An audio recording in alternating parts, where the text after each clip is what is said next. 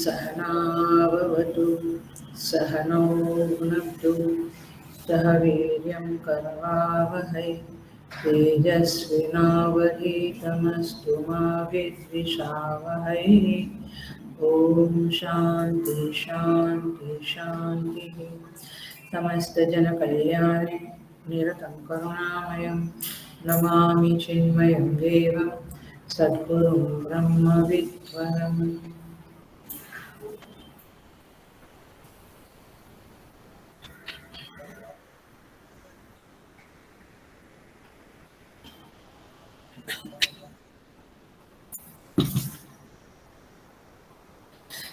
Okay, so I welcome all the sadhakas in this Bhagavad Gita discourses with great love and great respect.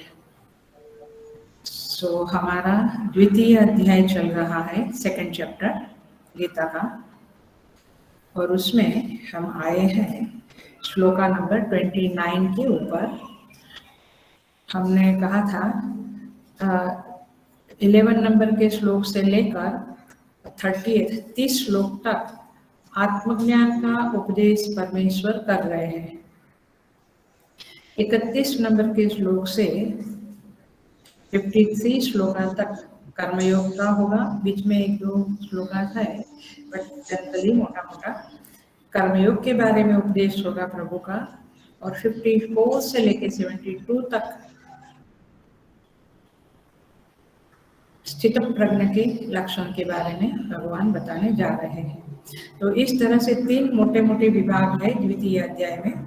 हम आए हैं 29 number के आत्मज्ञान के बारे में अथवा परमेश्वर तत्व के बारे में आदेश कर रहे हैं। तो we start with 29.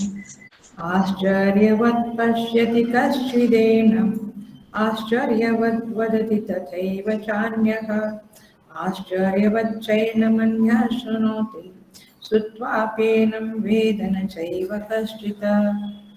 देहि नित्यमवध्योऽयं देहे सर्वस्य भारत तस्मात् सर्वाणि भूतानि न त्वं शोचितुमर्हसि। स्वधर्ममपि चावेक्ष्य न विकम्पितुमर्हसि। धर्म्याद्धियुद्धात् श्रेयोऽन्यत् क्षत्रियस्य न विद्यते। We'll try these 3 shlokas. आश्चर्यवत् पश्यति कश्चित् एनम् आश्चर्यवत् वदति तथा एव च अन्यः। संधि अलग कर रही हूँ। आश्चर्यवत् च एनम् अन्यः शृणोति श्रुत्वाप्येनं श्रुत्वा अपि एनं वेद न च एव कश्चित्। सो यहाँ पे भगवान कहते हैं यह जो परम तत्व है उसे आश्चर्यवत् पश्यति, उसे कश्चित्, एनम एनम माने आत्मा को, कश्चित् माने कोई कोई लोग इस आत्मा को आश्चर्य के भांति देखते हैं। हम उसको देखेंगे। आश्चर्यवत् वदति तथा एव च अन्यः। कोई कोई लोग इसे आश्चर्य की भांति उसका वर्णन करते हैं। तीसरी लाइन है आश्चर्यवत् च एनम् अन्यः शृणोति।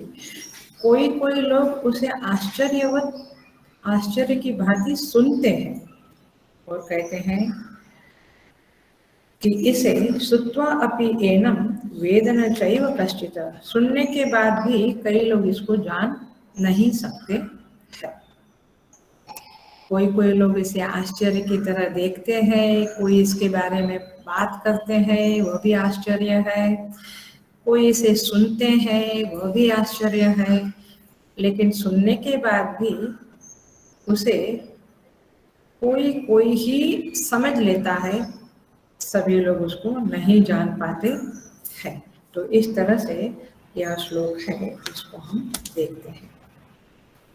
अर्थात ये परम तत्व के बारे में मूल बात चल रही है। इस तत्व को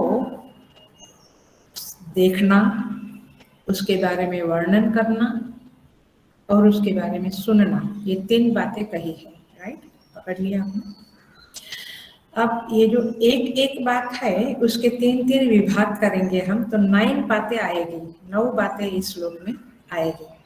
देख लेना, पकड़ लेना, पहले ही पकड़ लेना ताकि आगे का समझ जाए। तो कोई कोई उसे देख सकता है। पश्चिदेनम पश्यति। कबीर महाराज कहते हैं, तू कहता कागज की लेखी, तू कहता कागज की लेखी, मैं कहता आंखों की देखी, मैं कहता आंखों की देखी। तो कबीर कहते हैं कि तुम तो कागज पे लिखा हुआ बोल रहे हो, लेकिन मैं तो आंखों की देखी, मैं तो देख लिया इसे। देखिए क्या ऑथोरिटी से बोलते हैं ये लोग, महात्मा लोग।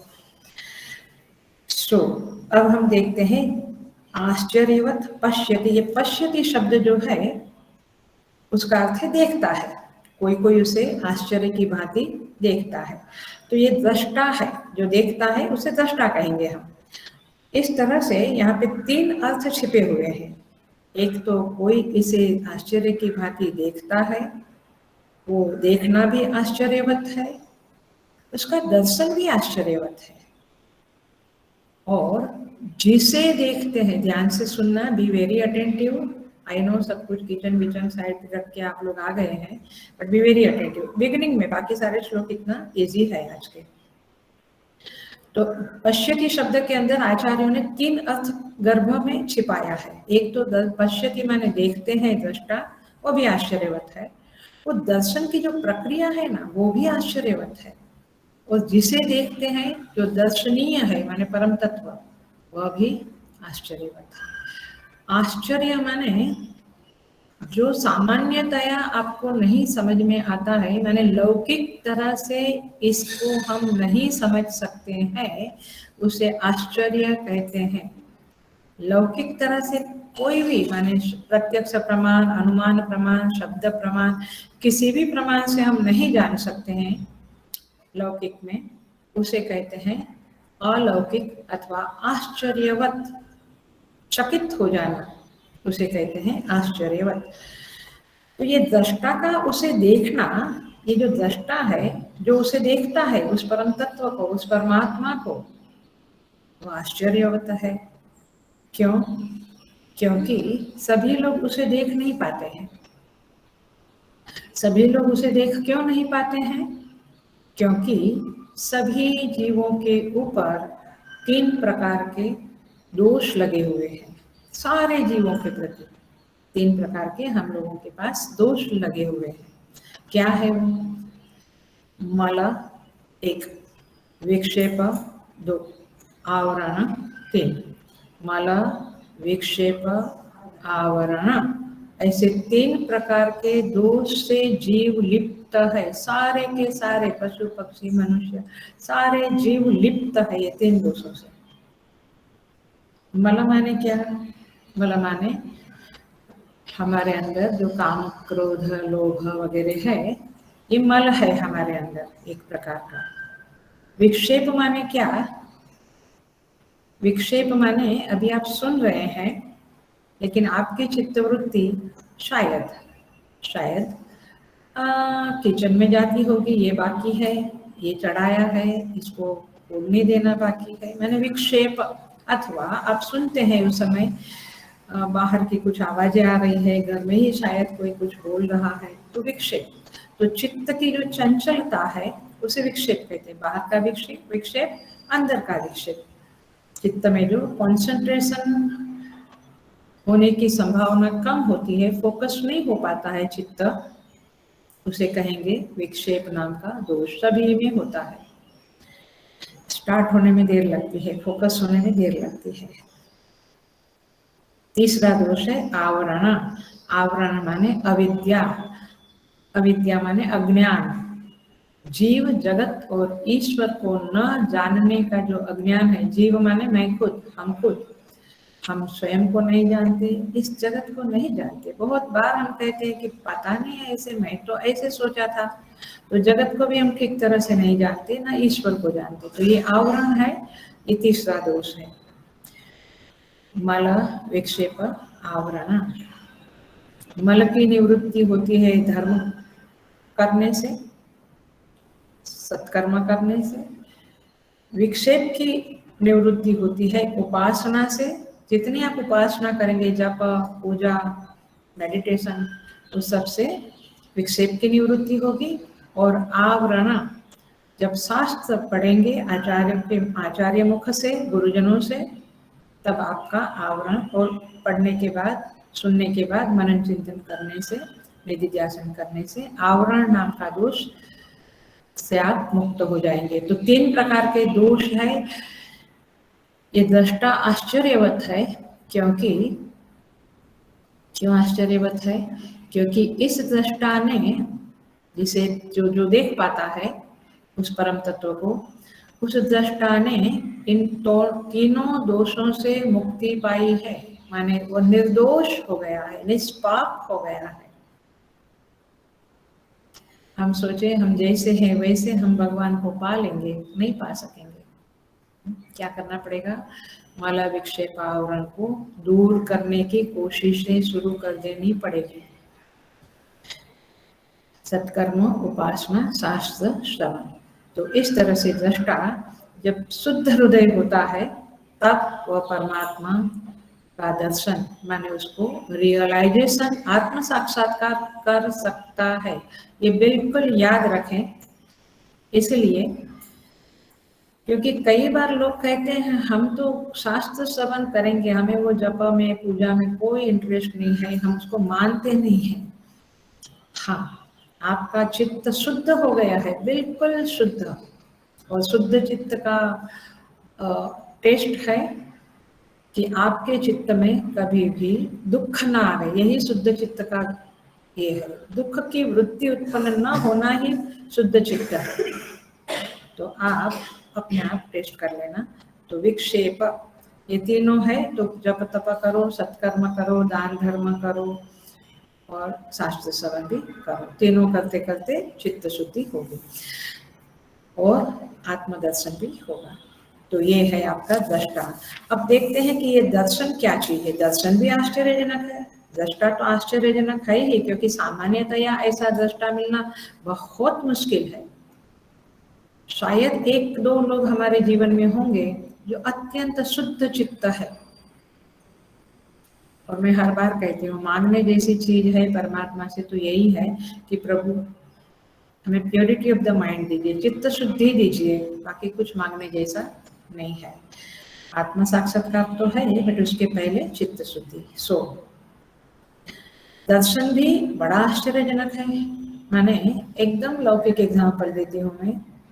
कोई राजस्थान की मरुभूमि में रहता है, पीने का पानी मांड मांड 1 मटका आता है घर में।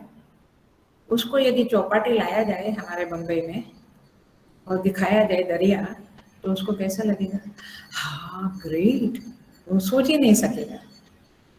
अंधा आदमी है, आजकल की इन्वेंशन के कारण आंख लगाई जाती है। जब उसको आंख मिलती है, वो जन्म से अंधा है, वो आंख मिलती है, वो जो जगत को देखता है वो आश्चर्यवत देखता है। ऐसे ही ये लौकिक एग्जाम्पल है। ऐसे ही जो साधक है, जो चित्त शुद्ध किया हुआ दृष्टा है, वो उस परमात्मा को जब दर्शन करता है वो बिल्कुल चकित हो जाता है, बिल्कुल मौन हो जाता है। आश्चर्यवत पश्यति, उसे बड़ा आश्चर्य लगता है कि ये प्रभु ऐसे हैं, ये व्यापक प्रभु मुझे कैसे दिख गए। देखते हैं जब भगवान दिव्य चक्षु देते हैं साधक के ऊपर कृपा करके, तो वह साधक प्रभु का दर्शन कर सकता है। और यदि ज्ञान हो गया तो फिर आत्मज्ञान हो गया, तो फिर तो सतत दर्शन रहता ही रहता है, माने सतत वह ब्रह्म में ही रहता है, वो अहम ब्रह्मास्मि इस ज्ञान में ही वह रहता है। फिर एक क्षण के लिए भी वो दर्शन, वो रियलाइजेशन जाता नहीं है। सो दर्शन भी बड़ा आश्चर्यजनक है और दर्शन करने की इच्छा रखनी चाहिए। शास्त्र कहता है सर्वस्य लोचनम शास्त्रम नास्ति अंध एव सः, नास्ति यस्य अंध एव सः। ये शास्त्र का जो लोचन माने ये आत्मज्ञान के लिए जो लोचन है, उस आत्म तत्व को देखने का जो आँख है, वो तो शास्त्र है। जिसके पास नहीं है वे अंधे हैं। तो इसका मतलब है कि जो केवल पाठ पूजा करते हैं, बोलते हैं ये लेक्चर में क्या सुनना है, क्या लेक्चर, वही की वही बातें करते हैं, लेकिन वो नहीं सुना तो अंध एव सः, ऐसा आचार्य लोग कहते हैं।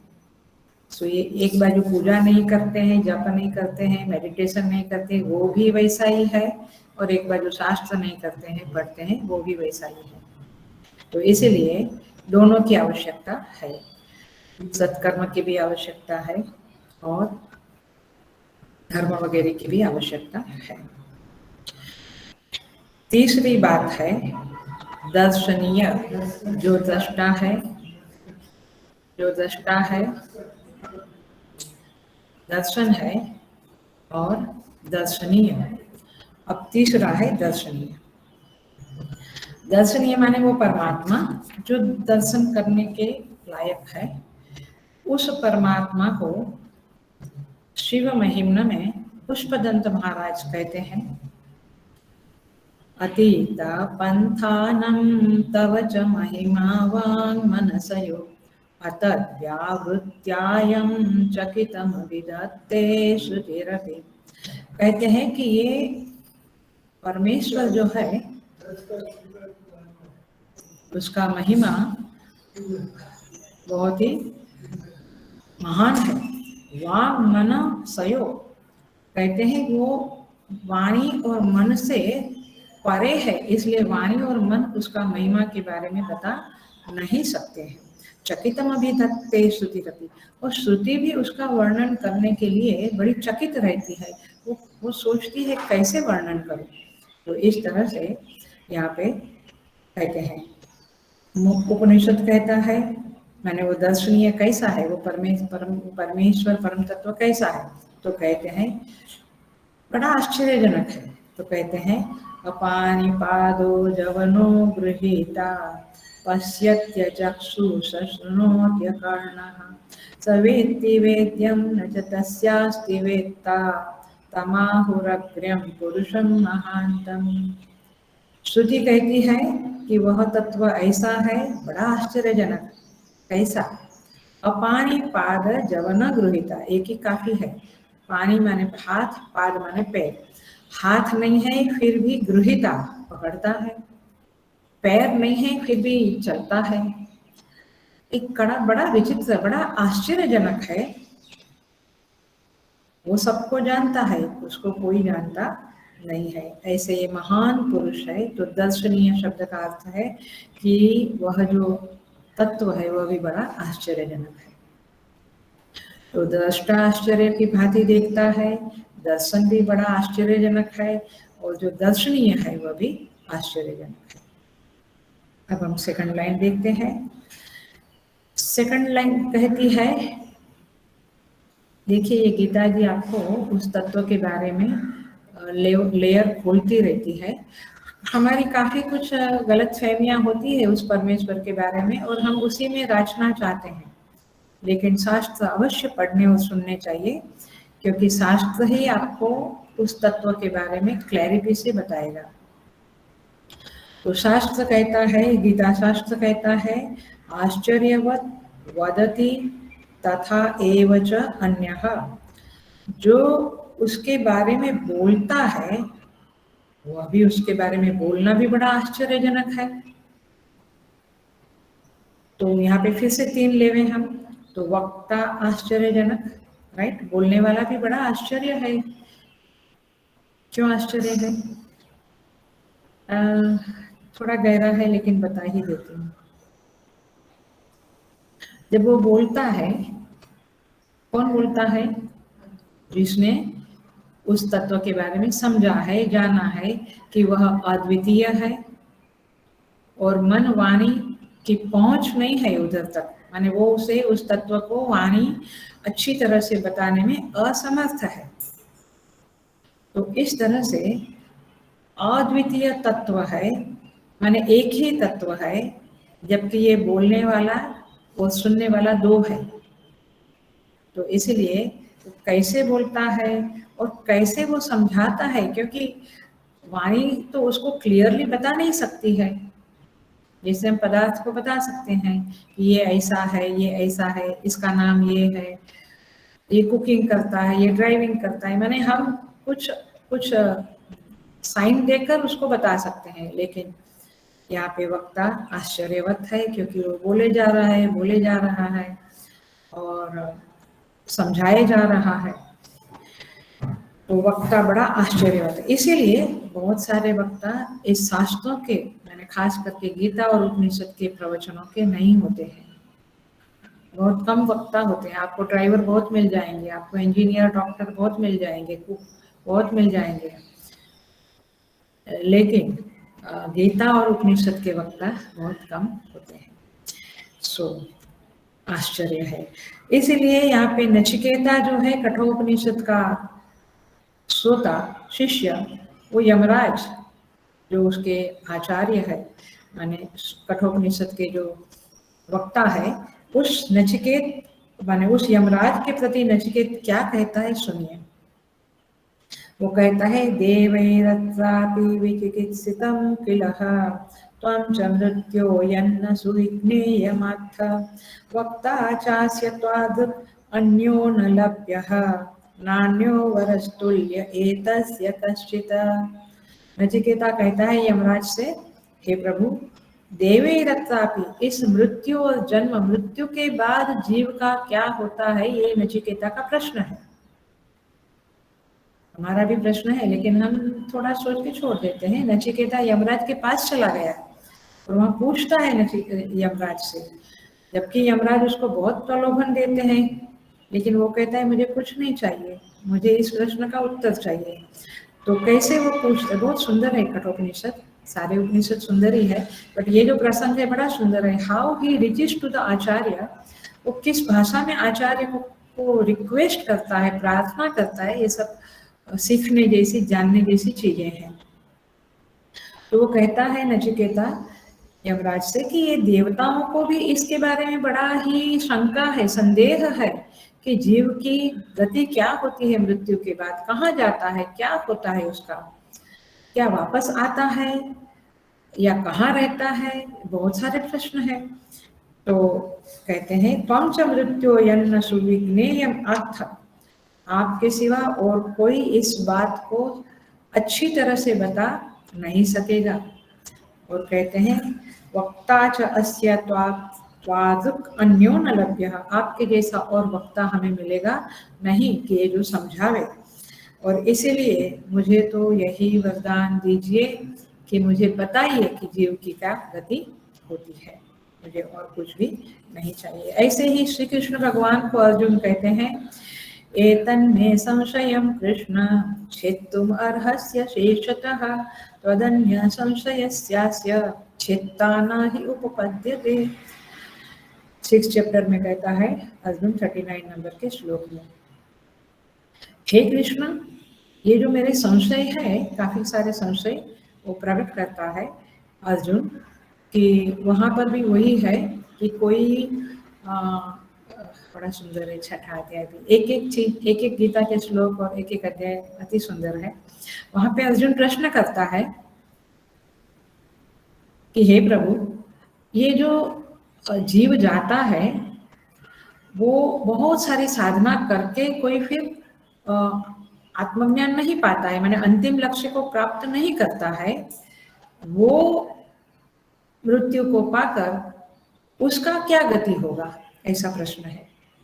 बहुत अच्छा साधक है तो क्या पुनः नया जन्म लेके उसको जीरो से शुरू करना पड़ेगा? ओह दैट्स वेरी, बहुत ही टेरिबल है। तो इसीलिए वो कहता है अर्जुन कि प्रभु बताइए कि क्या होता है। फिर भगवान बताते हैं शुचि नाम श्रीमताम गेहे अथवा योगी नाम गेहे, माने योगी के घर में जन्म लेता है अथवा पवित्र श्रीमंत घर में जन्म लेता है, इत्यादि इत्यादि। सो अर्जुन भी कहता है प्रभु आपके जैसा वक्ता मिलना मुश्किल है, आपके सिवा कोई इस मेरे संशय को उच्छेद नहीं कर सकता है। तो इस तरह से अर्जुन भी कहता है। तो पॉइंट इज दिस कि इसका वक्ता बड़ा आश्चर्यजनक होता है, क्योंकि ये संसार की बातें तो हम घंटों तक बोल सकते हैं, बट शास्त्र बोलना कठिन है, अथवा इस चीजों के ऊपर प्रकाश डालना जीव जगत ईश्वर के ऊपर ये कठिन है। सो वक्ता बड़ा आश्चर्यजनक है इसका, और कहते हैं इसका वदनम, इसका बोलना भी आश्चर्यजनक है, क्योंकि वो बोलता है न तत्र चक्षुर्गच्छति न वाक् गच्छति नो मनः, ये तो श्रुति ने बोल दिया।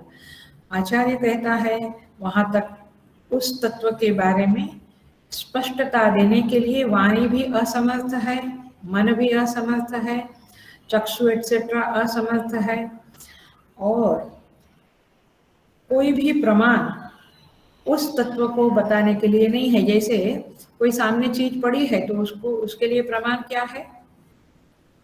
आंख। देखो मैं बोला ना, ये मैंने जो बोलता है वक्ता, वो वाणी जो है वो भी एक लिमिट तक रहती है, क्योंकि वो इससे ज्यादा लौकिक वाला नहीं समझा सकता है। तो वो कह, तो जैसे रूप सामने कोई वस्तु पड़ी है तो उसका प्रमाण आंख है, ऐसे परमात्मा को देखने का प्रमाण क्या है? आप समझा? परमात्मा को देखने का प्रमाण क्या है? जैसे इधर ग्लास पड़ा है, पुस्तक पड़ा है, लैपटॉप है, उसको प्रमाण है चक्षु, मेरी आंख है ना। मेरे शब्द जो आप सुन रहे हैं उसको सुनने का प्रमाण क्या है? तो आपका श्रोत्र, आपका कान। वैसे अब समझा प्रमाण शब्द, वैसे परमात्मा को देखने का अथवा जानने का प्रमाण क्या है?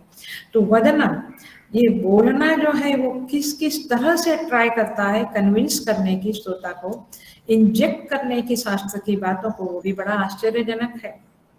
It's not a cup of tea for everybody to inject the principles of the scriptures, scripture की बातें, शास्त्रों की बातें खोलकर कोई संदेह न होवे इस तरह से बताना, ये भी एक आश्चर्यजनक है।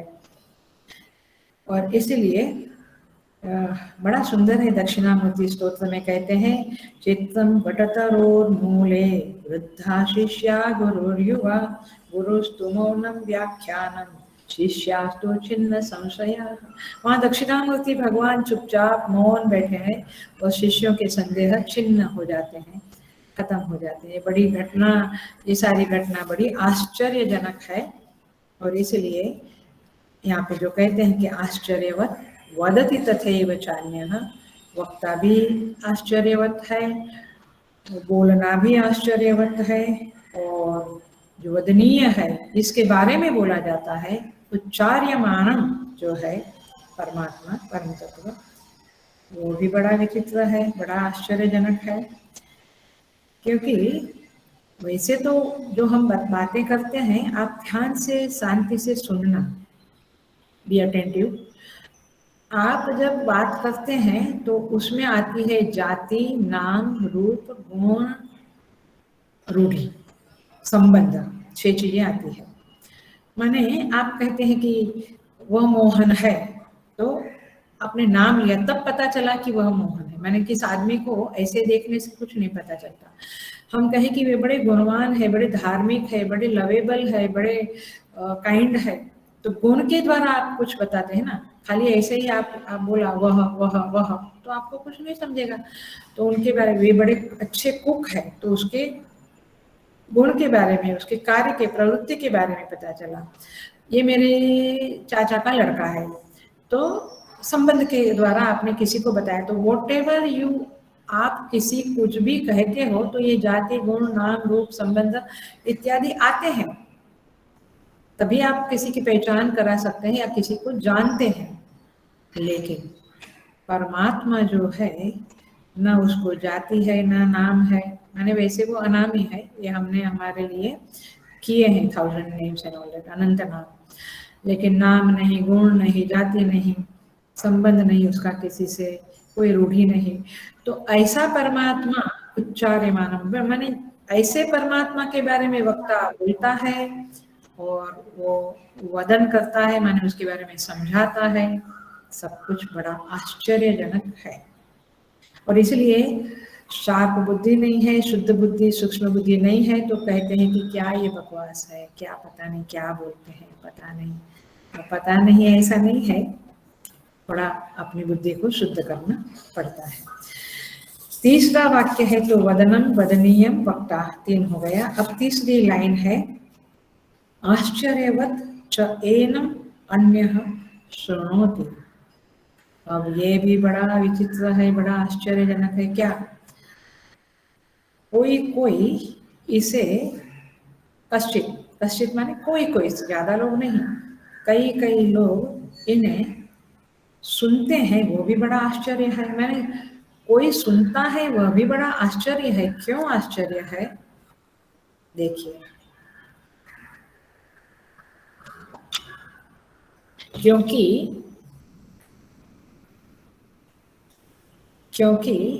जनरली लौकिक में, लोक में देखा जाता है, और ये देखा ही जाता है, हम सब जानते हैं कि लोग वही बात सुनते हैं जिनमें उनका लाभ है। हेलो, ये ठीक कह रही हूँ मैं? आप सोचिएगा, अभी एकदम ना सूझे तो। क्योंकि जहाँ लाभ नहीं, जहाँ कुछ फायदो सूच है, फायदा नहीं, कुछ काम की बात, हम कहते काम की बात कर बोलते हैं, तो इसका अर्थ क्या हुआ? जहाँ मेरा इंटरेस्ट नहीं, और मेरा इंटरेस्ट केवल मेरे बेनिफिट में है, मुझे क्या लाभ है उसी में रहता है मेरा इंटरेस्ट। ये बात याद रखें, हम सबका ऐसा ही है। तो ये जो सुनना है उससे क्या बेनिफिट है, ऐसा आदमी सोचता है। क्या करना है ये सुनकर? कुछ पैसा बढ़ेगा, कुछ बेटी की शादी होगी, कुछ एडमिशन मिलेगा, कुछ, हाँ ऐसी कुछ बातें हैं बिजनेस की या कोई, तो बड़े ध्यान से हम एडवर्टाइजमेंट भी सुनते हैं, लोगों से भी बातें सुनते हैं। लेकिन जो हमारे काम की बात नहीं है, हमारे काम की माने हमारे स्वास्थ्य की बात नहीं है, जरा ओपन बोल लेती हूँ, वो हमें कोई सुनने में इंटरेस्ट नहीं रहता। कभी कभी आप फोन कॉल भी सुनते हैं, हाँ हाँ बोलते हैं, तो समझ में आता है कि आपको इंटरेस्ट होता है ना कभी कभी। तो इस तरह से है। तो यहाँ पे श्रोता आश्चर्यजनक है, इसका क्या अर्थ हुआ कि वह श्रोता जो अपने लौकिक बेनिफिट को नहीं देखता है और स्पिरिचुअल बेनिफिट को के प्रति सजग होता है, जागृत होता है, और ये श्रवण करने, शास्त्र का श्रवण करने, सत्संग करने चला जाता है, बैठ जाता है। ये बड़ा आश्चर्य है। समझ में आया श्रोता आश्चर्य माने क्या? तो क्योंकि वेदांत श्रवण का लाभ कुछ नहीं है भैया, लाभ कुछ नहीं है ना। लेकिन दूसरा वाक्य जरूर सुन ले, लेकिन उसके द्वारा आपकी अविद्या की निवृत्ति होती है, अविद्या का नाश होता है, अज्ञान का नाश होता है। तो वैसे लौकिक में कोई लाभ नहीं है, लेकिन अध्यात्म में, स्पिरिचुअली आपका अज्ञान, आपका इग्नोरेंस दूर होता है, और उससे फिर बहुत कुछ चीजें मिलती है, चित्त शुद्धि, आनंद, शुद्ध आनंद, शुद्ध बुद्धि इत्यादि। बट जिसको लौकिक चाहिए उसके लिए कोई लाभ वाला नहीं है। इसलिए कहते हैं, श्रुति माता कहती है कि श्रोता बड़ा आश्चर्य है, श्रवणम आश्चर्यवत, दूसरा है श्रवण। क्योंकि वही उपनिषद, कठोपनिषद में नचिकेता कहता है, न वित्तेन तर्पणीय मनुष्यः लक्ष्यामहे वित्तम् अर्धात्म चेत्वा दिविष्यामो यावत् इशिष्यसि त्वं वरस्तु मे वरणीय स एव।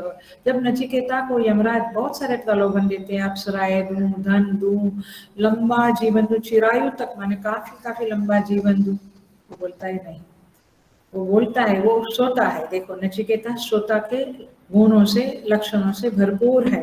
वो कहता है इन चीजों से मुझे कोई खास लाभ नहीं होगा, 100 साल का आयुष्य है, उतना मैं जी लूंगा, लेकिन आप मुझे वरस्तु में वरणीय स एव, आप मुझे आत्मा के बारे में बताइए, यही उसका। तो ऐसा सोता कि जिसको ये सब चीजों में बहुत ज्यादा इंटरेस्ट नहीं है, वो जानता है कि संसार की चीजें फ्रिजाइल है, क्षणिक है, क्षणभंगुर है और बहुत ज्यादा आनंद देने वाली नहीं है, थोड़ा आनंद देती है, पीछे पीछे दुख भी आता है। सो इसलिए श्रवणम आश्चर्य, ये श्रवण भी बहुत ज्यादा आश्चर्यजनक है। देखिए श्रवण माने आप गीता सुन लेते हो, उपनिषद सुन लेते हो, वो श्रवण नहीं है। या पाठ कर लेते हो, पाठ से पुण्य मिलेगा, अवश्य मिलेगा, ये श्रवण से भी पुण्य मिलेगा, अवश्य मिलेगा। लेकिन जब आप अधिकारी बनकर श्रवण करते हो, इसका लंबा वर्णन है, बट षड्भीय लिंगे ही 6 लिंगों के द्वारा, हम उसमें नहीं जाएंगे, मैं एक ही शब्द देती हूँ। जब आप श्रद्धा पूर्वक श्रवण करते हो तब आप अधिकारी हो, और तो ऐसा श्रद्धा भी होना ये आश्चर्यजनक है। इसलिए श्रवणम आश्चर्यजनक, ख्याल में आता है। श्रद्धा भी सब में नहीं होती है, बीच में कुछ अश्रद्धा आ ही जाती है, तो फिर वो श्रवण नहीं होता है। लेकिन श्रद्धा है तो आचार्य के वचन के द्वारा, माने आचार्य जो वक्ता है वह शिष्य के चित्त वृत्ति को उस तत्व तक उठाने की सामर्थ्य रखता है। ध्यान से सुनो, वक्ता, कई वक्ता शिष्य के चित्त वृत्ति को उस परम तत्व तक उठा लेने की, वहां उसे जोड़ने की, यूनाइट करने की सामर्थ्य रखता है। और आपकी श्रद्धा है तो फिर काम वही बन जाता है, फिर कोई साधना बचती नहीं है। लेकिन उतनी श्रद्धा अर्जित करनी पड़ती है, अर्जित करनी चाहिए। शुद्ध हृदय में ऐसी श्रद्धा उत्पन्न होती है। इसलिए सत दधाति इति, श्रद्धा जो हमें सत्य दे दे, वो सत्य का साक्षात्कार करा दे, ऐसी श्रद्धा चाहिए और ऐसा वक्ता भी चाहिए। तो श्रवण आश्चर्य, श्रवण भी बड़ा आश्चर्यजनक चीज है, क्योंकि अधिकार पूर्वक का श्रवण ही वास्तविक श्रवण है और ये बड़ा दुर्लभ होता है, इसलिए उसको आश्चर्य कहा। अब तीसरा है श्रोतव्य। श्रोतव्य माने जिसको हम, जिसके बारे में हम सुनते हैं, वह भी बड़ा आश्चर्यजनक है, क्योंकि वो मूल बात वह है कि वह अपरोक्ष है, वह तुम ही हो, है। और इसलिए उसके बारे में जो सुनना है वो भी कैसे सुनना है। देखिए एक छोटी सी कथा बताती हूँ। 10 शिष्य हैं, गुरुकुल के में रहते हैं। एक बार गुरु कहते हैं नदी पार जाकर भिक्षा मांग के लाओ। 10 शिष्य स्विमिंग करके तैरकर नदी के सामने किनारे जाते हैं और जरा खड़े रहते हैं, अरे यार हम देख ले 10 के 10 है कि कोई डूब गया। एक शिष्य गिनना शुरू करता है, 1 2 3 4 5, 1 2 3 4 9 तक आके बोलता है 10वां तो गायब हो गया, 10वां तो डूब गया लगता है। तो दूसरा बोलता है चलो चलो मैं गिनता हूँ, वो भी अपने को नहीं गिनता है। तो फिर 9 ही मिलते हैं, 10वां तो गायब। फिर एक वृद्ध वहां से आता है, उसको पूछते हैं कि ऐसा ऐसा हो गया। वो लोग रोने लगते हैं। तो वृद्ध पूछता है क्या हो गया? बोले ऐसा हो गया, एक डूब गया। तो बोले चलो सब लोग लाइन में खड़े रह जाओ, मैं गिनता हूँ। तो 1 2 3 4 5 6 7 8 9 10 हो गया। तो वृद्ध कहता है उस पहले शिष्य को जो गिन रहा था, दशमः त्वम् असि, दशमः त्वम् असि, 10वां तो तू ही है। अर्थात वही बात श्रुति कहती है तत्त्वम् असि, वह ब्रह्म तो तुम ही हो, तत्त्वम् असि। और इसलिए ये जो उपदेश है वह अपरोक्ष उपदेश है, और वो जो श्रवणीय है, श्रोतव्य है, जिसके बारे में हम सुनते हैं, वो स्वयं ही है। अरे ये तो बड़ा आश्चर्य, मैं ही हूँ। हाँ, तुम ही तुमको ढूंढ रहे हो। इसलिए बार बार बोलती हूँ, तो खुदी का जब उठा पर्दा गजब एक माजरा देखा, जिसे समझता था बंदा मैं, वह खुद खुदा निकला। उसे खुद खुदा जाना, तो मैंने वो बंदा ही खुदा है, मैंने आप ही खुदा हो। तो इस तरह से यह जो श्रोतव्य जिसके बारे में सुनते हैं वो भी बड़ा आश्चर्य है। तो इस तरह से श्रोता आश्चर्य, वक्ता आश्चर्य, उसको देखने वाला दृष्टा आश्चर्य, सब कुछ आश्चर्यवत है। यहाँ पे कहते हैं श्रुत्वा अपि वेद न चैव कश्चित्, सुनने के बाद भी उसको सब लोग जान नहीं पाते हैं। क्यों नहीं जान पाते हैं, एक ही वाक्य में बोलूंगी क्योंकि आगे बढ़ना है, नहीं तो एक एक श्लोक 5-5, 10-10 क्लास ले सकते हैं।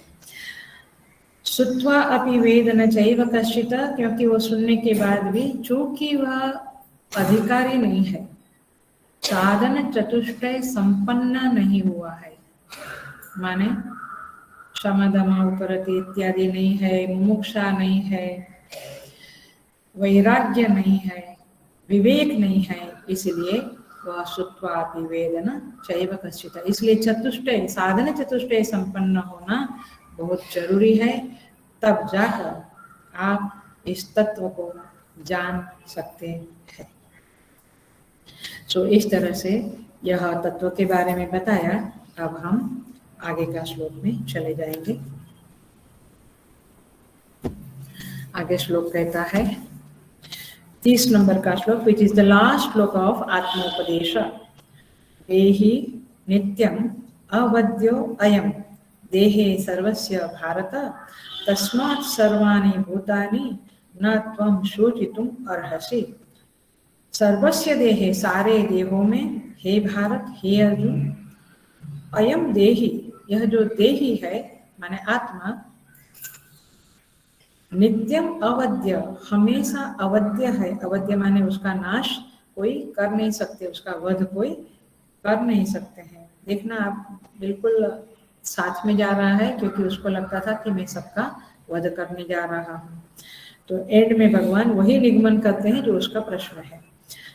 तस्मात् सर्वाणि भूतानि, इसलिए संपूर्ण प्राणियों के लिए न त्वं शोचितुम् अर्हसि, तुम्हें शोक नहीं करना चाहिए। माने भगवान ये बताते हैं कि सारे देह तो नश्वर है, लेकिन सारे देह में एक आत्मा है, सभी देह में एक देही है। ये एक जीववाद वाला है श्लोक। जब आप दर्शन पढ़ेंगे, वाद पढ़ेंगे, तब आपको ये श्लोकों की सहाय अच्छे से मिलेगी। सो नित्यम अवध्यो अयम देहि, ये देही सदा अवध्य है, ऐसा यहाँ पे कहते हैं। देखते हैं हम कैसे अवध्य है, थोड़ा सा आपको आइडिया आएगा कि ये कैसे होता है। पहले तो देही शब्द को हम समझ लें। देही शब्द का अर्थ होता है लिंग देह उपाधिक आत्मा। लिंग देह से, लिंग देह की उपाधि जिस आत्मा ने ओढ़ी है वह देही कहलाता है। लिंग देह उपाधिक आत्मा माने उस उपाधि वाला वह आत्मा। जैसे कि मिट्टी है तो हम कहेंगे घटोपाधिक मिट्टी, घट की उपाधि वाली मिट्टी, वैसे लिंग देह उपाधिक आत्मा, उसे देही कहते हैं। अब कहते हैं देही नित्यम अवध्य, माने कुछ काल के लिए अवध्य नहीं, हमेशा अवध्य है। अवध्य माने उसका नाश, उसका वध नहीं कर सकते। एक बात यह है कि उसका वध नहीं कर सकते हैं, और दूसरा एक साइड में समझ लो कि देही माने वध नहीं करना चाहिए, ऐसा भी एक कैजुअल बोलते हैं। जैसे हम कहते हैं कि गाय का वध नहीं करना चाहिए, तो गाय अवध्य है ऐसा भी शब्द बोला जाता है, बट यहाँ पे उस तरह का नहीं है। यहाँ पे है वध नहीं हो सकता है, उसका वध कभी कर नहीं सकते हैं, ऐसा ये आत्मा है। तो क्यों उसका वध नहीं कर सकते, क्यों उसका नाश नहीं कर सकते हैं, इसको हम समझेंगे। ये श्लोक में ये मुख्य बात है, देही नित्यम अवध्यः। तो देखिए, वस्तु का नाश कुछ कारणों से होता है। Is that right? कुछ कारण है तो नाश होता है। तो पहली बात देखें कि वस्तु का नाश, ये न्याय शास्त्र में मैं चली गई हूँ, क्योंकि न्याय शास्त्र माने हेतु, लॉजिक देता है ये। और कई बार शास्त्र को समझाने के लिए सीधा शास्त्र का वचन ही बोल दे, कई बार माने श्रुति युक्त, कभी ये युक्ति युक्त बोलते हैं। श्रुति, युक्ति, अनुभूति, ये तीन के द्वारा प्रवचन होते हैं। आपको बता दूं मैं, जब प्रवचन आप सुनते हो ना, तो आपको भी समझना चाहिए कि मुझे कैसे सुनना है, क्या सुनना है, किस तरह से सुनना है। तो श्रुति युक्त, युक्ति युक्त, अनुभूति युक्त प्रवचन होता है, जहाँ पे केवल स्टोरीज कहते हैं, मुल्ला नासरुद्दीन को या जो भी स्टोरीज कहते हैं, ज्यादा करके संतों की बातें करते हैं, संतों ने दर्शन किया भगवान का, दिस एंड दैट, तो वो अनुभूति युक्त है। और एक होता है श्रुति युक्त, माने श्रुति की बातें सीधी सीधी करते हैं आचार्य, जो भी वक्ता है। और एक होता है युक्ति युक्त, माने लॉजिकल एनालिसिस करके समझाता है वक्ता।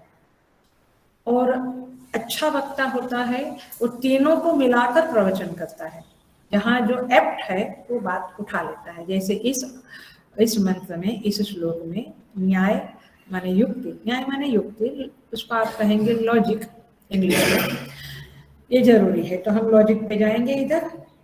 तो एक तो वस्तु का नाश होता है कारण के नाश से, माने हेतु क्या है, लॉजिक क्या है, कारण का नाश हुआ तो कार्य का माने वस्तु का नाश होता है। एग्जाम्पल, जैसे सूत नष्ट हुआ माने वो धागा, तो वस्त्र नष्ट होते हैं, इज दैट राइट? सूत के नाश से वस्त्र नष्ट होता है। मिट्टी के नाश से, मिट्टी हट जाने से घट का नाश हो जाता है। तो इस तरह से वो कारण के नाश से, देखिए दिया में तेल है, वो कारण है उसका, उसके कारण दिया जलता है, तेल के नाश से दिया नष्ट हो जाता है। Are you understanding? तो ऐसे अब परमात्मा का कारण क्या है जिसके कारण वो नाश नष्ट हो जाए, उसका वध हो जाए? तो परमात्मा स्वयं अकारण है और सबका कारण है। ये स्टेटमेंट है श्रुति में, ये श्रुति वाक्य है। और यही बातें बहुत लॉजिक के द्वारा ब्रह्मसूत्र इत्यादि में भी समझाई गई है। वो ज्यादा करके लॉजिक वाला है ग्रंथ, माने वो, और खंड खंडन खाद्य, ऐसे बड़े बड़े ग्रंथ है जिसमें बहुत लॉजिक दिया हुआ है, न्याय दिया हुआ है। सो आर यू गेटिंग ना मैं बात क्या कर रही हूँ? अवध्योयम, ये आत्मा अवध्य है, उसका नाश नहीं होता है। तो क्यों नहीं होता है? क्योंकि नाश होता है, मैं इस तरफ से बोल रही हूँ कि नाश होता है कारण के नाश से वस्तु का नाश होता है। लेकिन यहाँ कारण, परमात्मा का कोई कारण ही नहीं है, इसलिए उसका नाश नहीं होता है। Got the point? इसलिए उसका नाश नहीं होता है, क्योंकि वही स्वयं अभिन्न निमित्त उपादान विवर्त कारण है जगत का, उसका कोई कारण अकारण है। दूसरा, आश्रय के नाश से वस्तु का नाश होता है। जैसे ये टेबल है, टेबल के ऊपर ग्लास है, वो टेबल के 4 पहिए हैं, वो जो व्हाइट कलर का टेबल आता है ना प्लास्टिक का, उसको 4 पहिए ऐसे निकाल देते हैं, फिर उसको डाल देते हैं। तो ये टेबल है, टेबल का पहिया है, तो वो पहिया हट गया तो क्या हुआ? ऊपर पड़ा हुआ पुस्तक या ग्लास गिर गया, उसका, कभी कांच का ग्लास है तो टूट गया। तो आश्रय के नाश से किसी चीज का नाश हो सकता है, लेकिन यहाँ पे ये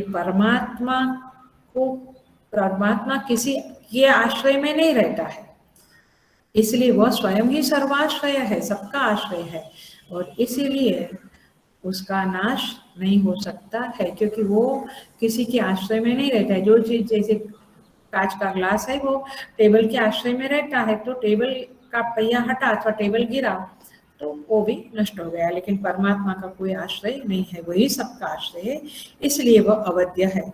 तीसरा, ऐसे बहुत सारे हैं, मैं 2-4 बता दूँ। निमित्त के द्वारा भी नाश होता है। जैसे बर्तन में पानी रखा है और गैस के ऊपर रखा है, तो अग्नि रूपी निमित्त के द्वारा पानी का नाश हो गया। समझ में आया?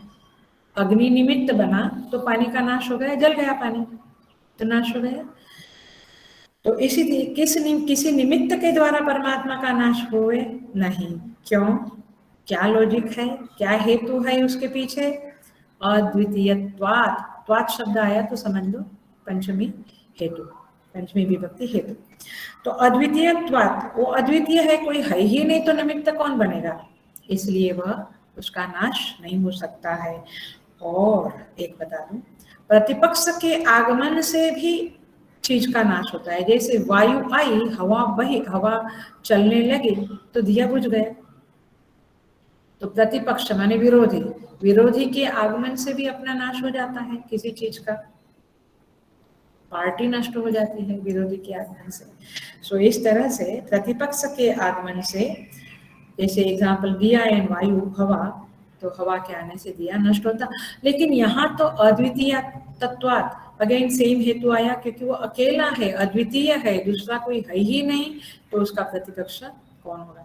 तो इस तरह से देही नित्यम अवध्योयम, ऐसा परमात्मा ने समझाया है, जो हमें इस तरह से समझना चाहिए। आपको चाहिए तो एक और एग्जाम्पल देखिए, बड़ा लौकिक एग्जाम्पल है जो मुझे बहुत पसंद नहीं होता है, क्योंकि वो फिर आप लोग शायद उसको पकड़ के कुछ कुछ सोचते हैं।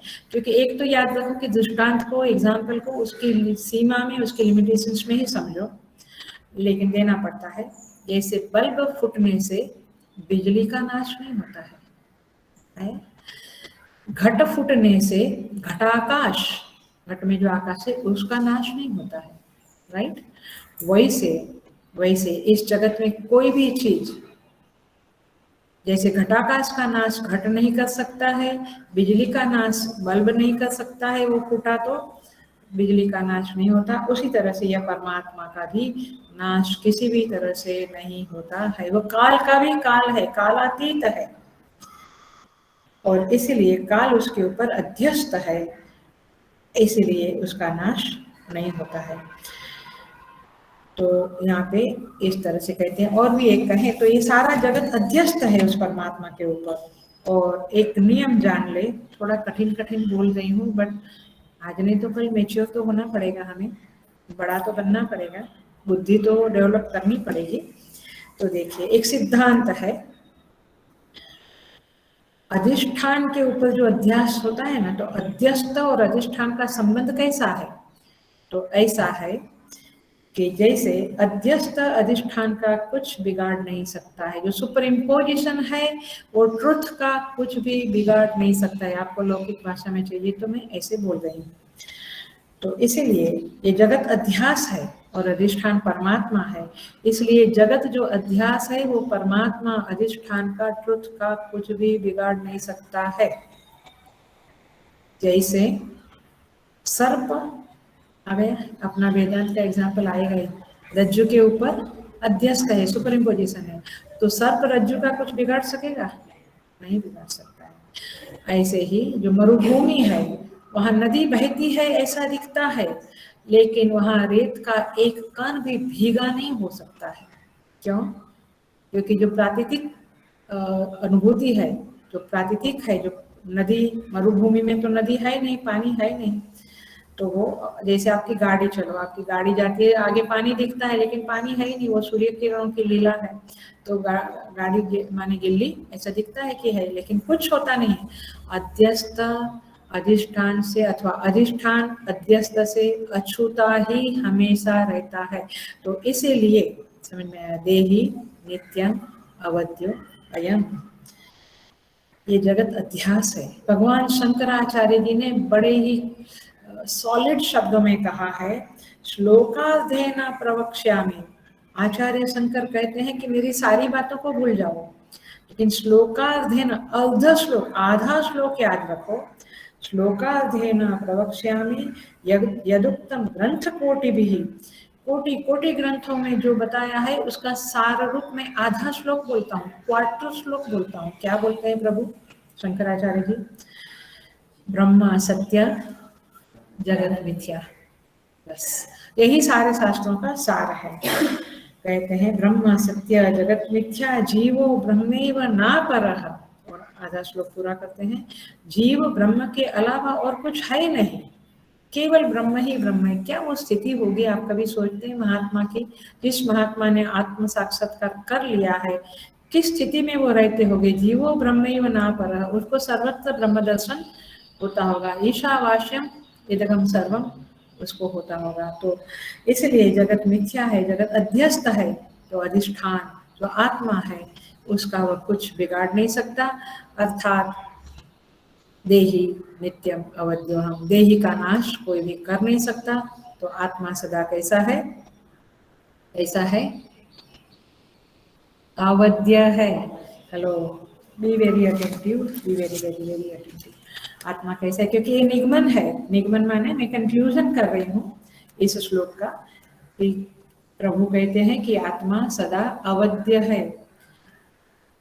चित्त वृत्ति हमारी बात बीच में कहाँ कहाँ चली जाती है। इसलिए वो जो संदर्भ है ना, वो टिकेगा नहीं चित्त में, तो निगमन भी नहीं समझेगा। फिर केवल शब्दों को हम पकड़ लेंगे, बट उससे ज्यादा डीपर नहीं जा सकते हैं हम, unless we go with the sutra, धागे के साथ जब हम जाएंगे तब हम डीप हो सकते हैं। हम आगे के श्लोक में प्रवेश कर लेते हैं। 3 श्लोक तो मिनिमम करना है, ऐसा मैंने ऐसा सोच के ही आती हूँ मैं, क्योंकि वीक में एक दिन है वो 700 श्लोक है। ओके, 31 नंबर का श्लोक। स्वधर्मम अपि च अवेक्ष्य, संधि अलग कर रही हूँ 31 नंबर के श्लोक का। न विकम्पितुम अर्हसि, भगवान अर्जुन को कहते हैं च तथा स्वधर्मम अपि अवेक्ष्य, स्वधर्म को, अपने धर्म को देखकर भी, अवेक्ष्य माने देखकर भी, न विकम्पितुम अर्हसि, तुम्हें भय करना योग्य नहीं है। अपने स्वधर्म को देखो, और स्वधर्म में तो भय होना ही नहीं है, क्योंकि स्वधर्म माने जो कर्तव्य मुझे करना है वो करना है ना। तो स्वधर्म अपि चावेक्ष्य, स्वधर्म को देखते हुए आप भय को प्राप्त नहीं करना, तुम्हें भय नहीं करना चाहिए। क्योंकि धर्म्यात् ही माने क्योंकि, युद्धात् श्रेयो अन्यथा क्षत्रियस्य न विद्यते, क्योंकि क्षत्रिय के लिए धर्म्यात् युद्धात्, धर्मयुक्त युद्ध से बढ़कर और कुछ कल्याणकारी कर्तव्य नहीं है। तात्पर्य ये हुआ कि अपना स्वधर्म का पालन करते हुए इंसान को भयभीत नहीं होना चाहिए, और क्षत्रिय के लिए तो धर्म युद्ध से बढ़कर और कोई कल्याणकारी कर्तव्य नहीं है। क्षत्रिय को तो ये धर्म, ये झगड़ा कर लेना, कहीं भी अटैक करना नहीं, धर्म युद्ध के अलावा और कोई उसके लिए कल्याणकारी चीज नहीं है। तो इस तरह से भगवान अर्जुन को यहाँ पे कहते हैं अपना स्वधर्म का पालन करो। क्यों? क्योंकि भगवान ने देख लिया 30 नंबर के श्लोक तक कि ये जो अर्जुन है वो चाहे शुद्ध हृदय है, लेकिन अभी उसको संस्कार नहीं है, श्रवण के, शास्त्र श्रवण के इतने सारे, या जो भी रीजन है, he is not up to the mark, माने वो आत्मोपदेश को ग्रहण करने के लिए अभी इस समय में वो तैयार नहीं है, समर्थ नहीं है। तो उसको, वह जहाँ खड़ा है, जिस स्तर पे खड़ा है, माने जीव भाव में, देह भाव में, वहीं से उपदेश शुरू करूं। इसलिए भगवान अब जीव भाव से, देह भाव से उपदेश शुरू करते हैं, जो हम सबको बड़ा अच्छा लगेगा, क्योंकि हम जीव भाव में, देह भाव में रहते हैं। तो हम कहेंगे हाँ, दिस इज वेरी एप्ट, ये मेरे जीवन से लगता हुआ उपदेश है। लेकिन आत्मोपदेश भी सुनना अच्छा है, क्योंकि आज नहीं तो कल आपको उठना तो पड़ेगा अपने लेवल से ऊपर। जो फाइनल लक्ष्य है, अंतिम लक्ष्य है, उसको पाने के लिए और डीपर, सटलर होना पड़ेगा। तो भगवान समझ गए, क्योंकि ये देह भाव, जीव भाव माने क्या, जरा 2 मिनट में समझाती हूँ।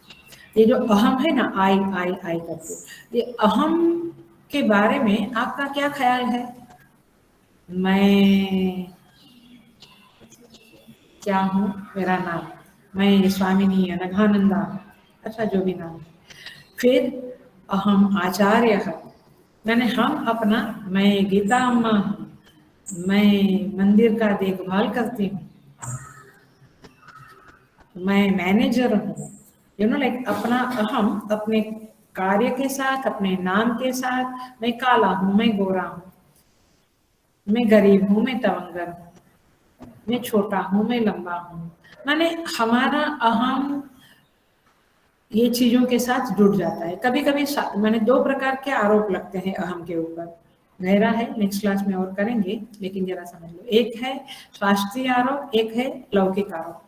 मतलब सामाजिक आरोप। सामाजिक आरोप यही है कि मैं अफसर हूँ, मैं गरीब हूँ, मैं गाड़ी वाला हूँ, मैं बंगलो वाला हूँ, गोरा काला एक्सेट्रा। और शास्त्रीय आरोप है मैं भक्त हूँ और शास्त्र की बातों को, जो बातों में जो कहा है वो आरोप, ब्राह्मण हूँ, क्षत्रिय हूँ अथवा मैं वानप्रस्थी हूँ, ये सब शास्त्रीय आरोप है।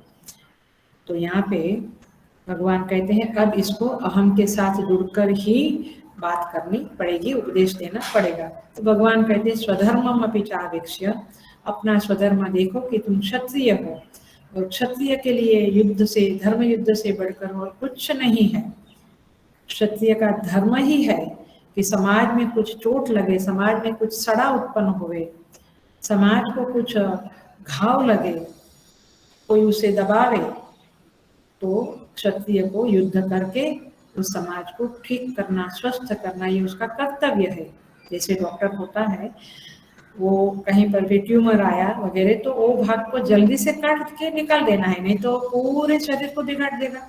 इस तरह से समाज में कोई गुंडा तत्व, कोई ऐसे तत्व, दुष्टत्व समाज को बिगाड़ रहे हैं, तो क्षत्रिय का धर्म है, कर्तव्य है कि उस क्षतात्वायति क्षत्रिय, तो उस समाज को जो दुष्ट तत्व है उसको खत्म करो, या तो उसको हटाओ या उसका नाश करो, ये समझते नहीं है तो, और समाज को स्वस्थ करो। ये क्षत्रिय का स्वधर्म है। और इसलिए भगवान कहते हैं अर्जुन, ये तुम्हारा स्वधर्म है, और स्वधर्म है धर्म युद्ध करना। तो क्योंकि दुर्योधन का ये जो सारा कुछ है वो सब अन्याय युक्त व्यवहार है समाज में, ये गलत चीज है, और इसलिए उस अन्याय से रक्षा करना क्षत्रिय का कर्तव्य है। तो इस तरह से भगवान उसको कहते हैं श्रेयो ही स्वधर्मे श्रेय। स्वधर्म, धर्म शब्द के बारे में थोड़ा सा जान ले, बाकी आगे के श्लोकों में बहुत बार धर्म शब्द आएगा, स्वधर्म शब्द आएगा, समझते जाएंगे, बट थोड़ा सा बता देते हैं। देखिए, धर्म शब्द का अर्थ होता है धार्यते इति धर्मः, जो हमें धारण करे। धारण करे माने सस्टेन करे, ये शब्द इंग्लिश का है बट ये एप्ट शब्द है इसलिए मैं बोल रही हूँ। सस्टेन करे, जो जिसको सस्टेन करे उसका वह धर्म होता है। जो जिसको सस्टेन करे वह उसका धर्म होता है। वैसे हमारा धर्म है सच्चिदानंद, लेकिन लौकिक में अलग अलग धर्म होते हैं। अच्छा बता दो, अग्नि का धर्म क्या है? उष्णता। उष्णता अग्नि का धर्म है, क्योंकि उष्णता हटा दी तो अग्नि टिक नहीं पाएगी, सस्टेन नहीं कर पाएगी। तो इसलिए ये धर्म शब्द का सिंपल अर्थ है जिसके कारण आप टिक सकते हो। ये सिंपल हिंदी में बोलती हूँ, जिसके कारण आप टिक सकते हो वो आपका धर्म है। आहार, हाँ, बड़ा ही योग्य आहार लेकर शरीर ठीक तरह से टिकता है। तो योग्य आहार क्या बना? शरीर का धर्म बना, आहार लेना चाहिए। प्राण, वह भी प्राण के कारण हम सस्टेन होते हैं, मैंने वायु, इसलिए हम प्राणायाम इत्यादि करते हैं। जो भी है वो आपका धर्म बनता है, जिसके कारण आप टिके रहते हो। अच्छा, आपने सत्य नहीं बोला, झूठ बोला, आप टिके रहोगे? शायद किसी क्लास में, किसी संस्था में, किसी ऑफिस में झूठ बोला, चोरी की, आप टिके रहोगे? नहीं। तो वो क्या हुआ? चोरी और झूठ बोलना क्या है? हिंसा की। वो क्या है? अधर्म है। हेलो, अधर्म है। चोरी ना करना, सत्य बोलना, अहिंसा करना, ये धर्म है। तो धर्म क्या चीज है जिसके कारण आप टिके रहे? तो घर में भी आपने बहुत ज्यादा कुछ कर दिया तो डाइवर्स की नौबत आ जाती है। मतलब धर्म हमेशा टिकाता है, संबंधों को टिकाता है, शरीर को टिकाता है, मन को टिकाता है। मन कभी कभी बड़ा विचलित हो जाता है, क्यों? डिस्टर्ब, आज मैं बड़ा डिस्टर्ब हूँ, क्यों? कुछ हाँ, कुछ अधर्म हुआ है, आप समझ रहे हो? ये इसका चिंतन करने से बहुत लाभ होगा आपको। ये धर्म शब्द बड़ा व्यापक है, बहुत व्यापक है। आचार्य शंकर ने श्रीमद् भगवत गीता के जो कमेंट्री लिखी है, भाष्य लिखा है, उसका पहले ही पेज के ऊपर दूसरा या तीसरा पैराग्राफ में लिखा है, या तो अभ्युदय निश्रेयस हेतु सधर्मः। धर्म की डेफिनेशन दी है भगवान भाष्यकार आचार्य शंकर ने। क्या डेफिनेशन है, आप कभी सोच सकते हैं? मैंने हम कभी सोचते नहीं कि ये लोग कितने बड़े होंगे। हाँ, फूल चढ़ा दिया और शंकर जयंती के दिन कुछ पूजा कर ली, कि थोड़ा सोचे हम कितने महान होंगे, उन्होंने कैसा दर्शन किया होगा जगत का, तत्व का, शास्त्रों का कैसा दर्शन होगा कि उन्होंने ये निचोड़ निकाला है और अपने भाष्य में डाला है। यह तो अभ्युदय निश्रेयस हेतु सधर्म, जो आपके जीवन में उन्नति का, यहाँ अभ्युदय शब्द लौकिक उन्नति है, घर बार होवे, बंगलो होवे, गाड़ी होवे, बच्चे, परिवार, संबंध, धन, सब कुछ आपके पास होवे, तो लौकिक अभ्युदय का हेतु भी धर्म है। इसलिए यदि हम कहते हैं कि अधर्म से इतना आगे बढ़ गया, वो पिछले जन्म का कुछ पुण्य था तो आगे बढ़ा, वो अधर्म किया है तो वो गिरेगा कभी न कभी। इसलिए शास्त्र समझने वाले, शास्त्र में श्रद्धा रखने वाले, शास्त्र से कन्विंस हुई बुद्धि वाले लोग कभी ऐसा नहीं बोलेंगे वो तो ठीक है, ऐसा किया इसलिए बड़ा बन गया, ऐसा नहीं होता है। वास्तविक बड़पन के लिए धर्म चाहिए साथ में। या तो अभ्युदय हेतु हो, जो अभ्युदय का हेतु है वह भी धर्म है। निश्रेयस हेतु हो, निश्रेयस हेतु माने मोक्ष का भी जो हेतु है, कल्याण का, कल्याण माने मोक्ष, मोक्ष का भी जो हेतु है वह धर्म है। समझ गए? माने लौकिक उन्नति भी धर्म से होगी, मोक्ष भी धर्म से मिलेगा। तो ये है धर्म। और फिर स्वधर्म एक अलग चीज है, मैंने अपना अपना धर्म, मैं किस वर्ण का हूँ, ब्राह्मण, क्षत्रिय इत्यादि, उसके मुताबिक का धर्म। फिर मैं गृहस्थ, ब्रह्मचारी, वानप्रस्थी या सन्यासी, उसके जाति और वर्ण के मुताबिक का भी धर्म होता है। तो धर्म के बारे में बहुत सुंदर कहते हैं मनुस्मृति में, धर्मो विश्वस्य जगतः प्रतिष्ठा। ये धर्म क्या है? विश्वस्य जगतः प्रतिष्ठा, समस्त जगत की, विश्व माने समस्त जगत की प्रतिष्ठा का हेतु है, माने जगत जिसके कारण टिका हुआ है। हेलो, इसलिए हम लोग कभी कभी बोलते हैं, क्या बोलते हैं, कभी कभी हम बोलते हैं कि ये जगत तो है ना अच्छे लोगों के कारण टिका हुआ है। इसका मतलब क्या हुआ? जगत धर्म के कारण टिका हुआ है ना। तो धर्मो विश्वस्य जगतः प्रतिष्ठा, धर्मेण पापम अपनुदति। ऐसे कहते हैं धर्म के कारण पाप का नाश होता है, माने पाप करने की, पाप का नाश तो नहीं होता क्योंकि पाप का तो फल भोगना ही पड़ता है भाई, लेकिन पापम अपनुदति माने पाप करने की जो वृत्ति है उसका नाश होता है। ये प्रायश्चित कर्म है ना, वो आपने कुछ गलत काम किया उसका नाश नहीं करेगा, उसका तो फल मिलेगा अवश्य मिलेगा, लेकिन ये गलत काम करने की जो टेंडेंसी है, वृत्तियां है, संस्कार है, वासना है, वह आपकी हटेगी, उसका नाश होगा। इसलिए प्रायश्चित कर्म भी बहुत जबरदस्त कर्म है और उपयोगी कर्म है। तो धर्मेण पापम अपनुदति, धर्मम सर्वम प्रतिष्ठितम, धर्म में ही सारा कुछ प्रतिष्ठित है, माने जो कुछ भी टिका हुआ है धर्म के कारण टिका हुआ है। जो कुछ भी शेकिंग है, हालत डोलक है, गिर जाता है, क्या बोलेंगे उसको, माने टिक नहीं पा रहा है, उसका कारण कहीं ना कहीं कुछ न कुछ अधर्म है। ये केवल यहाँ पे मत लो, सारी जगत की सारी क्रियाओं में, हमारे जीवन में आप इस व्याख्याओं को अपने जीवन में हम लगा कर देखें तो हमें बहुत स्पष्ट दिखेगा। यदि हम निष्पक्ष भाव से इन शास्त्रों की बातों को, इस व्याख्याओं को जीवन में लगावे और बिल्कुल निष्पक्षतया, तो हमें मालूम पड़ेगा कब कब हमारा कुछ बिगड़ा है या कब कब हमारा सब कुछ ठीक रहा है। उसके पीछे यही डेफिनेशन है धर्म। धर्म के कारण सस्टेन होता है और अधर्म के कारण सब कुछ नष्ट हो जाता है, हिल जाता है, शेकिंग हो जाता है। तो धर्मं सर्वं प्रतिष्ठितम् तस्मात् धर्मः परमं वदन्ति। और इसीलिए धर्म को परम कहा है, श्रेष्ठ कहा है। तो इस जगत में कोई चीज श्रेष्ठ है, BMW तो है, बंगलो है, घर परिवार संबंध है, लेकिन सबसे श्रेष्ठ, सबसे ऊपर कुछ है तो धर्म है।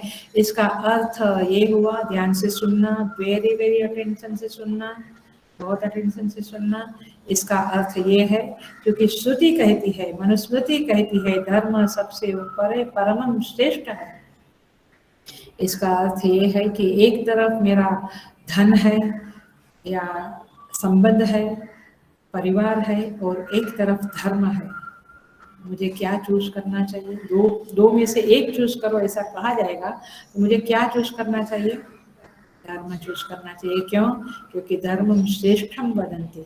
धर्म, और महापुरुषों ने किया है, अपने परिवार को, अपने धन को, सब कुछ लुटा दिया है, लेकिन धर्म को नहीं छोड़ा है। सभी संतों महात्माओं की बातें सुने हम तो मालूम पड़ता है कि उन्होंने धर्म को प्रायोरिटी में रखा है, सेकेंडरी में नहीं, प्रायोरिटी में रखा है, और इसीलिए वे महात्मा बन गए, संत बन गए। तो हमें तो तो इस तरह से अस्तु, धर्म सबसे श्रेष्ठ है। और भगवान अर्जुन को कहते हैं कि धर्म के कारण ही सब कुछ टिका हुआ है। जब युधिष्ठिर और माने महाभारत युद्ध शुरू होने जा रहा था, व्यास जी युधिष्ठिर के पास आते हैं, ऐसी महाभारत में कथा है, और कहते हैं कि युधिष्ठिर, दुर्योधन तो के पास तो बहुत कुछ बड़ा सब कुछ सेना है, 11 अक्षर हैं, तुम्हारे पास तो 7 ही है और सब कुछ बहुत ज्यादा है, तुम किस आधार पे जीतने की सोचते हो? कहते हैं युधिष्ठिर कहता है, हाँ जी, हमें पता है कि उनके पास बहुत सारी सेना है, और राजा लोग तो राजा का ही पक्ष लेंगे, ये तो समाज का भी नियम है। एक अच्छी बात बता दी मैंने, आप इसको सोचते रहना, इसलिए दुखी भी नहीं होना है। राजा राजा का पक्ष लेगा, माने कोई किसी का पक्ष लेता है तो हम कहते हैं हाँ वो राजा है इसलिए उसने राजा का पक्ष लिया, वो स्वाभाविक है भैया, महाभारत में भी ऐसा ही हुआ था। तो युधिष्ठिर कहते हैं कि प्रकर्षतंत्रा ही रणे जयश्री ही, कहते हैं मैं जानता हूँ कि बहुत सारी सेना, बलवान सेना, धन इत्यादि सब कुछ ही रण में जयश्री देता है, जयश्री माने विजय देता है, लेकिन मेरे पास उससे भी बहुत बड़ी चीज है और वह है धर्म। इसीलिए उस धर्म के बल पे मैं लड़ूंगा। वेद व्यास जी को कहते हैं युधिष्ठिर महाराज, उस वो प्रकर्षतंत्र से ना जनबल के ऊपर, धनबल के ऊपर युद्ध करने को तत्पर हुआ है, हम धर्म के बल पर युद्ध करेंगे और विजयी होंगे। तो विजय सदा धर्म के साथ रहता है। ये गीता का अंतिम श्लोक क्या है? यत्र योगेश्वर कृष्ण यत्र पार्थो धनुर्धर तत्र श्री विजयो भूति ध्रुवा नीति मतिर्म। तो इस तरह से जहाँ कृष्ण है, जहाँ अर्जुन है, माने धर्म है, वहां पे विजय श्री है। और इसीलिए महाभारत का नाम पता है क्या है? महाभारत का नाम है, दूसरा नाम है जय। जय, जय शब्द ये महाभारत का टाइटल, माने महाभारत शब्द को, ये ग्रंथ को जय नाम से भी पहचाना जाता है। बहुत सुंदर ग्रंथ है और इसलिए उसका पहला ओपनिंग श्लोक है, सूत्र है महाभारत में, यतो धर्म ततो जय। आप सोचिए, मैं तो दिल खुश होता है, मैं तो पढ़ती हूँ तो ऐसा खुश होता है कि क्या बड़ी बात कर दी। कई बार हम कहते हैं सच्चाई बोलने से क्या होगा, तो कुछ नहीं होगा। नहीं, आप विश्वास रखिएगा, ग्रंथ पढ़ने से, शास्त्र पढ़ने से हमारी जो पॉजिटिव मान्यताएं हैं, बिलीफ है, जो सच्चाई की बिलीफ है, वो दृढ़ होती है। यतो धर्म ततो जय, यहाँ जहाँ धर्म है वहाँ विजय है। इसलिए डरना नहीं, हमेशा धर्म पालन करें और भगवान ने ये जो कहा है अर्जुन को वो हमें भी लागू पड़ता है। स्वधर्म, स्वधर्म से ही श्रेय है, कल्याण है। स्वधर्म पालन से ही हमारा श्रेय है, कल्याण है। इसलिए अर्जुन को भगवान कहते हैं युद्ध करना तुम्हारा धर्म है और इसलिए धर्म युद्ध करो। सो प्रभु हमें स्वधर्म करने की शक्ति दे, बल दे, क्योंकि वो भी बहुत कठिन है, हम बार बार गिर जाते हैं, तो प्रभु हमें वो शक्ति दे। इसी प्रार्थना के साथ आज का ये गीता प्रवचन को विराम करते हैं हम। भगवान आपको सेफ रखे, स्वस्थ रखे, खुश रखे। ओम पूर्णमदः पूर्णमिदं पूर्णात् पूर्णमुदच्यते पूर्णस्य पूर्णमादाय पूर्णमेवावशिष्यते। ओम शांति शांति शांति। हरि ओम। श्री गुरुभ्यो नमः। हरि ओम।